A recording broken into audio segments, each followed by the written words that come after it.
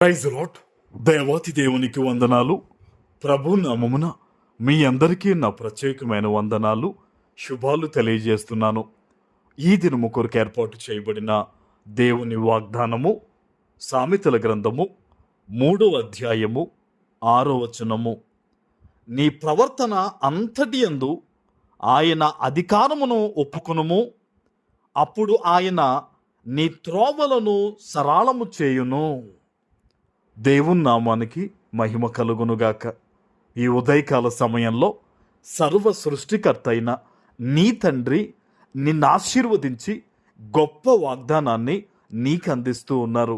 హల్లెలూయా. నీ యొక్క మార్గాలు ఏదైతే ఉన్నాయో, నువ్వేదైతే నీ ఉద్యోగం కానీ, నీ వ్యాపారం కానీ, నీ బిడ్డల కొరకు కానీ, నీ కుటుంబ పరిస్థితుల గురించి నువ్వు ఆలోచన చేస్తున్నావో, ఇలా జరగాలి ప్రభువా, ఇది నాకు మేలు ప్రభువా అని నువ్వు ప్రార్థన చేస్తున్నావో, దేవుడు ఈ దినం నీకు ఎంత గొప్ప వాగ్దానం ఇస్తున్నారంటే, నీ త్రోవలన్నిటినీ కూడా దేవుడు సరళం చేయబోతున్నారు. ఆమెన్. అపవాది అయిన సాతానంట ఎలా ఒకలాగా నిన్ను ఇబ్బంది పెట్టాలి, నువ్వు ఆశీర్వాదకరంగా ఉండకూడదని వాడు అనేక రకాల ఆటంకాలు కలిగిస్తూ ఉంటాడు. కానీ దేవుని ప్రజలైన నీతో ప్రభు మాట్లాడుతున్నాడు. నువ్వు వెళ్ళే మార్గం ఏదైతే ఉందో అక్కడ అపవాది వేసిన ఆ ఆటంకాలన్నీ కూడా దేవుడు చెప్తున్నారు ఈరోజు వాగ్దానంగా నీకు ఆ ఆటంకాలన్నీ తొలగించి నీ మార్గాన్ని దేవుడు సరళము అంటే నెమ్మది కలిగిన గొప్ప ఆశీర్వాదకరమైన పరిస్థితులుగా దేవుడు మార్చబోతూ ఉన్నారు. ఆమేన్. ఆయన ఏమంటున్నారో తెలుసా?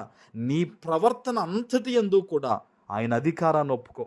కొంతమంది అనుకుంటారు, నేను బాగా చదివాను కాబట్టి నాకు ఈ జాబ్ వచ్చింది, నేను ఎంతో బాగా మాట్లాడుతున్నాను కాబట్టి వ్యాపారంలో అభివృద్ధి పొందుతున్నాను, లేకపోతే మీ జ్ఞానులు కాబట్టి మాకు ఎలాంటి పిల్లలు పుట్టారని కొంతమంది అనుకుంటారు. గుర్తుపెట్టుకోండి, మనం ఏది కలిగి ఉన్నా అది దేవుడు ఇవ్వడం బట్టే.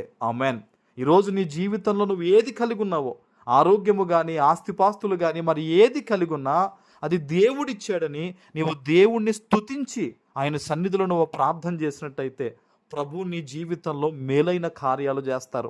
అపవాది చెప్తా ఉంటాడు, ఇది దేవుని వల్ల కాదు, నీ వల్లే వచ్చింది, నీ వల్లే ఇదంతా ఏర్పడింది అంటాడు. ఇది తప్పు. దేవుడు మనకి ఇవ్వకపోతే మనం ఇదంతా ఎక్కడి నుంచి ఏదన్నా సంపాదించుకోగలుగుతాం?